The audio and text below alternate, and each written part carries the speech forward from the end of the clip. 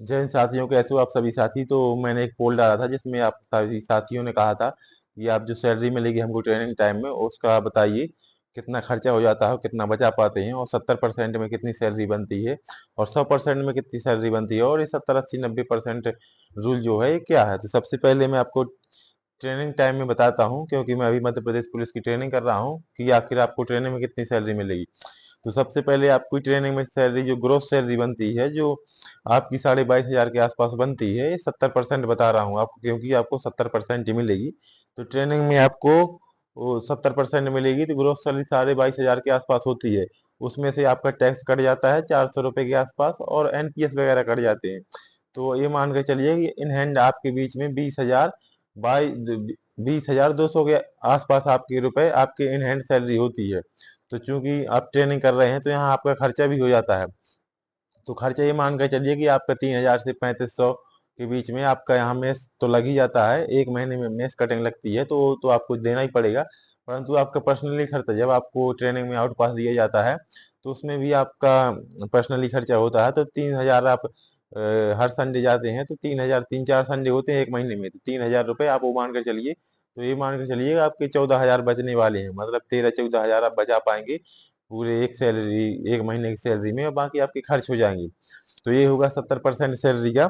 और 70% की सैलरी में आपको कोई अदर से अलाउंस नहीं मिलता है, आपको सिर्फ डीए बस मिलेगा, जितना कि आपका बेसिक पे बनता है, और आपका डीए उसके साथ डीए मिलेगा।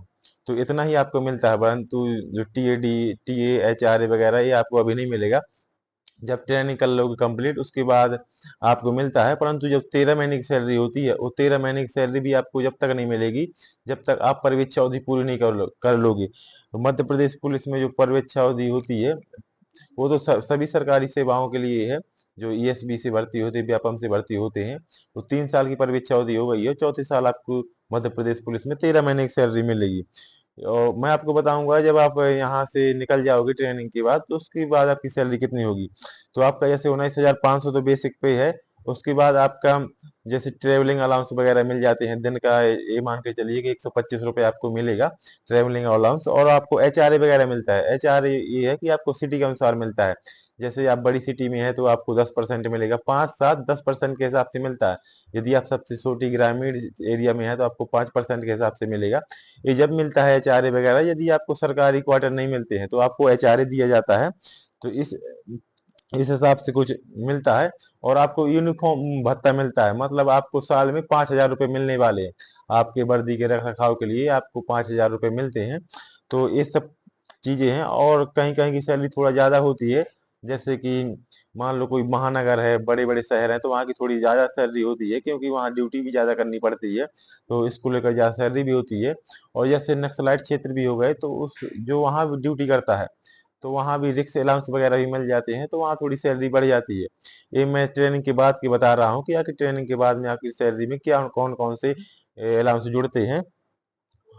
तो यही कुछ चीजें हैं। बाकी ट्रेनिंग का तो मैंने बता ही दिया है कि आपके 14 से 14,000 के आसपास बचने वाले हैं, और बाकी 5 से 6 हजार आपके रुपए खर्च हो जाएंगे।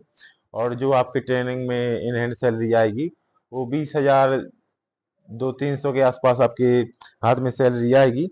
तो यदि कोई आपके मन में